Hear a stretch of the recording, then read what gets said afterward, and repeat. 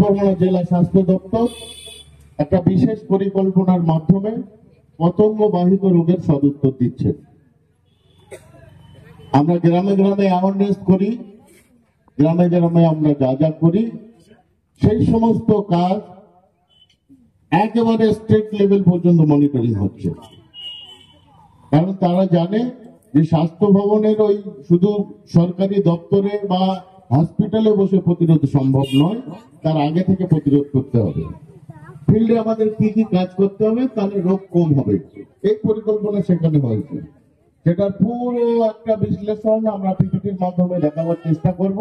যে ছোট যুক্তিগুলো আমরা ভুলে যাই, পাত্তাই দিই না, সেইগুলোই হচ্ছে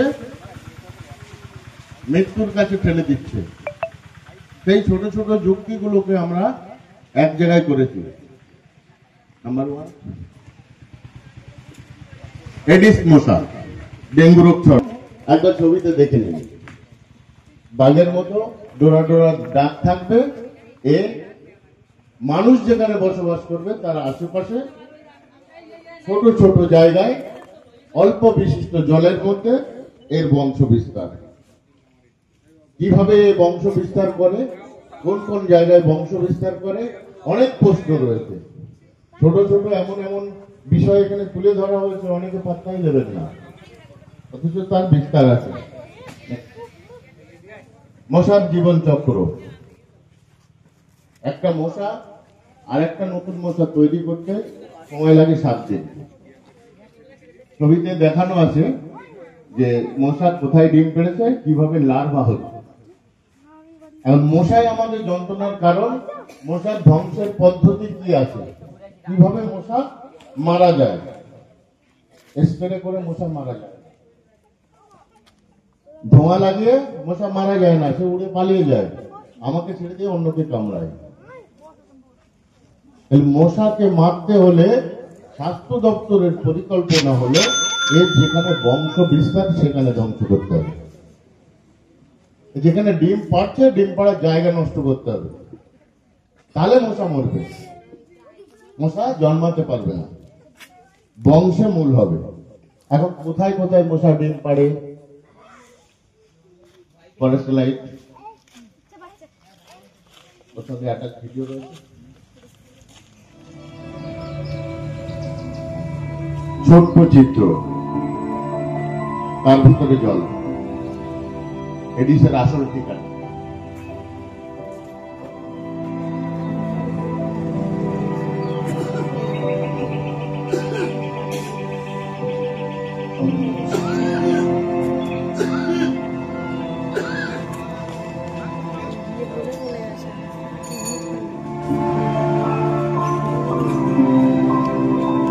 রান্নার জ্বালানি ঢেকে রাখা তিরপলের উপরে ছোট ছোট পকেট।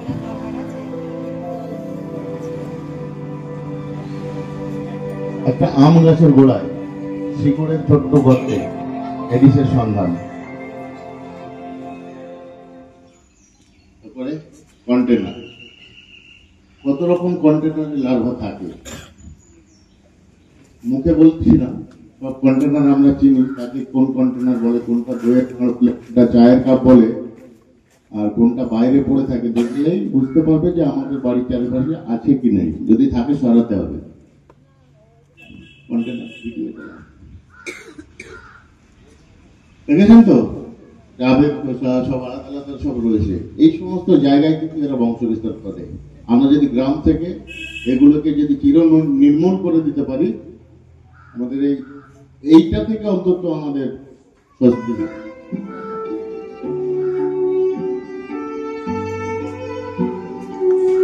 সর্বদাই আমরা দেখি তো এই ধরনের কন্টেনার,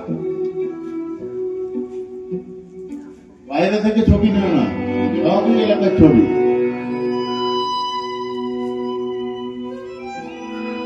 এটা কি বলেন তো, অনেক দোকানের সামনে পড়ে আছে।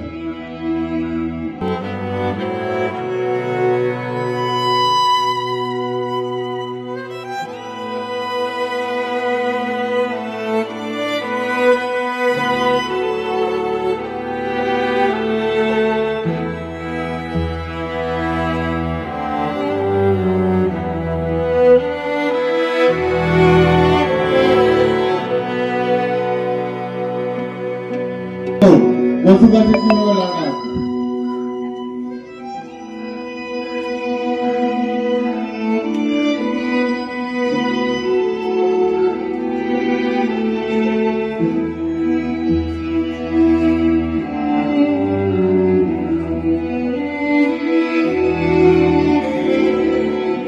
কি করতে হবে কচু গাছে লাগানো থাকলে?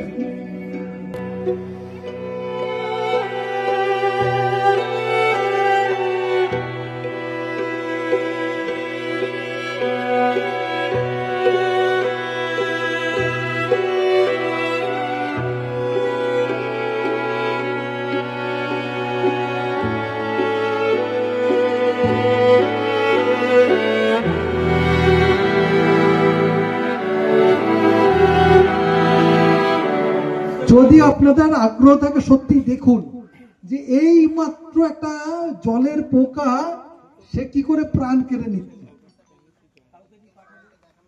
এই দেখুন স্লাইডে দেখাচ্ছে, দেখুন দেখুন দেখুন, ওই দেখুন, দেখেছেন? ভেরি গুড, এইটাই আমি চাইছিলাম। এর থেকে বড়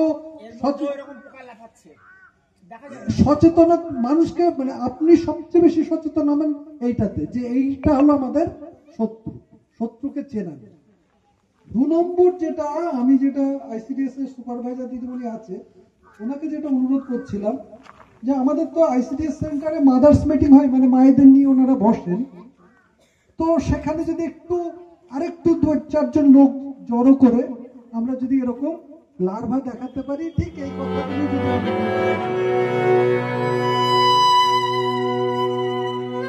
আপনাদেরকে একটা পিপিটি আমরা দেখাচ্ছি, এবং আপনি দেখবেন যে চারপাশে কিছু ফ্লেক্স লাগানো আছে, ফ্লেক্সে কিছু কথাবার্তা লেখা আছে। অনেকেরই মনে হবে যে এগুলো আমরা আগে বহুবার দেখেছি, হ্যাঁ আমরা বহুবার শুনেছি, তো আজকে নতুন করে ডাকার কি প্রয়োজন এখানে? অনেকে আমাদের আশা দিদিরা আছেন, আমাদের আঙ্গনবাড়ি দিদিরা হয়তো আছে, আমাদের গ্রামের কিছু দিদিরা আছে, তার সাথে আমাদের বিএসটি টিম আছে সকলে। তো আজকে মানে এমন কি আর্জেন্ট প্রয়োজন হয়েছে যে আমরা সকলকে এখানে ডেকেছি, সেটা বোঝা খুব দরকার। যে ডেঙ্গি নিয়ে আমরা সবসময় কথা বলি, এবং আমাদের কিছু মানুষের মনে হয় যে এটা হচ্ছে সরকারি স্টাফদের কাজ ডেঙ্গুটাকে আটকানো, এবং ওনারা এসে কাজ করবেন, আমাদের কোনো দায়ী নেই। অনেকে বাড়িতে গেলে বলেন যে হ্যাঁ জল পড়ে আছে, আপনি আসেননি তাই জল পড়ে আছে বা নোংরা আছে। তো মনে হয় এরকম যে আমাদের বিএসটি টিমদেরই একা দায়ী যে ওই বাড়ির পাশে পরিষ্কার রাখা, এটা কিন্তু নয়। কারণ হচ্ছে একটা পঞ্চায়েতে কমপক্ষে 20,000 পপুলেশন আছে, সেখানে হয়তো আমাদের বিএসটি টিম কাজ করছে 30 জন 40 জন। তা ওই 40 জনের পক্ষে 20,000 মানুষকে পরিষেবা দেওয়া এটা কিন্তু সহজ ব্যাপার নয়। যতক্ষণ বাড়ি থেকে সেই কর্পোরেশনটা না পাওয়া যাবে তাহলে কিন্তু ডেঙ্গি আটকানো যাবে না। এবং এখানে আমাদের আশা দিদিরও একটা বড় রোল আছে, হ্যাঁ, যে আপনারা তো প্রতি মুহূর্তে মায়েদের সাথে যোগাযোগে থাকছেন বা যাচ্ছেন, বাড়িতে যাচ্ছেন, ছোট শিশুদেরকে দেখছেন। যখন আপনারা বিভিন্ন স্বাস্থ্যমূলক কথাবার্তা বলছেন, তার সাথে ডেঙ্গি নিয়ে 2-4 কথা বলাটা মানে অতি অবশ্যই, না হলে কিন্তু জিনিসটা সামলানো যাবে না। এবং যখনই আমরা বলি যে এটা পাবলিকের কাজ আছে নিজের বাড়িকে পরিষ্কার রাখা, অনেকে মনে হয় যে বিশাল কিছু কাজ করতে হবে, তাই জন্য আমরা করতে পারছি না, তাই জন্য ডেঙ্গি হচ্ছে। কিন্তু যদি আমরা লক্ষ্য করে দেখি, যদি আমরা ঠিকঠাক অবজার্ভ করে দেখি যে ডেঙ্গিটা কিভাবে আটকানো যাবে, খুব সিম্পল হচ্ছে যে আমার বাড়িতে, আমার ছাদে এবং আমার বাড়ির চারদিকে এমন কোন জিনিস থাকবে না যেখানে 7 দিন থেকে বেশি জল থাকবে।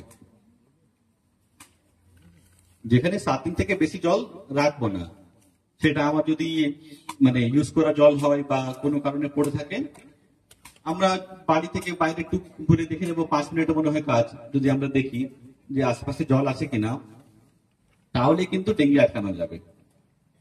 মানে কাউকে কিছু করতে হবে না। যে হয়তো আমাদের এখানে পঞ্চায়েতের মেম্বাররাও আছেন কিছু, এবং উপপ্রধান সাহেবকে আমি বলবো যে এটা মেম্বারদেরকে নিয়ে, সমস্ত মেম্বারদের, পঞ্চায়েতের পঞ্চায়েত সমিতি যারা আপনাদের মানে পঞ্চায়েতের মধ্যে পড়েন তাদেরকে নিয়ে বসা, তাদের কাছে ওই জিনিসগুলো খুব পরিষ্কার হওয়া দরকার।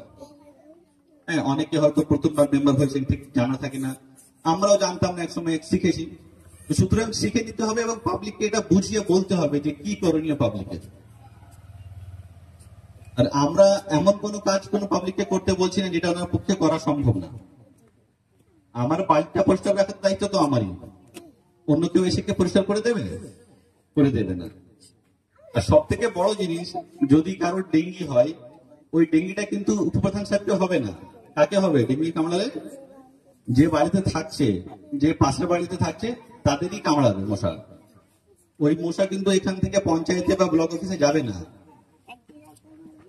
তো সুতরাং আপনাদের দায়িত্বই বেশি, আপনারাই বড় স্টেক হোল্ডার। এখানে একটা বোতল আছে, বোতলে যে ক্যাপটা আছে, যদি এই ক্যাপের মতন মানে ক্যাপে জল থাকে তাহলে কিন্তু এখানে মশা ডিম পাড়বে, ওখানে লার্ভা হবে। আমাদের মনে হবে যে এইটুকুতে কি হবে, কিন্তু এইটুকু জল যথেষ্ট আছে লার্ভা হওয়ার জন্য। আমরা হয়তো খেয়াল করি না, আমরা বড় বড় ড্রাম গুলোকে দেখছি ঢেকে রাখছি, আর এই ছোট ছোট মানে ঠিপিগুলো থেকে যাচ্ছে।